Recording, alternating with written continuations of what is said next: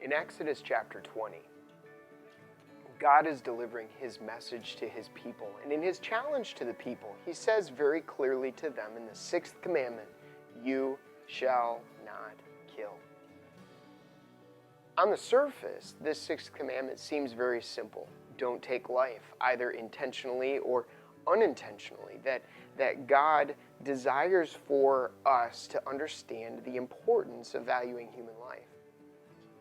But as we look at Scripture and we see more specifically the challenges in the New Testament, we understand God's purpose in giving this particular law was more important than merely not taking life. Well, that was part of it. God desired for them to value life.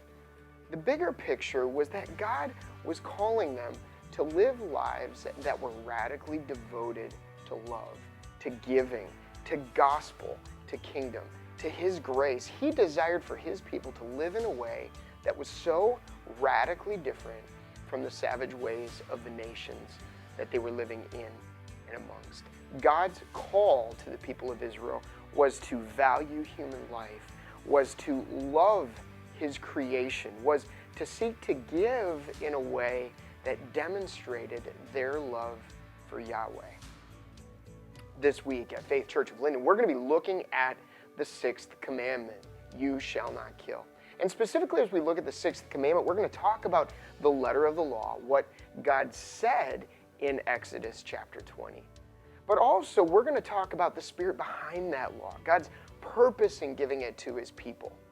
We're going to fast forward into the New Testament. We're going to look at examples of what the Scriptures have to say in the New Testament about how we as believers, we as Christians, ought to apply this principle of valuing life. I hope you'll consider joining us this week at Faith Church of Linden.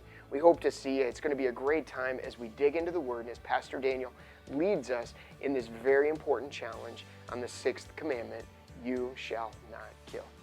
Hope to see you there.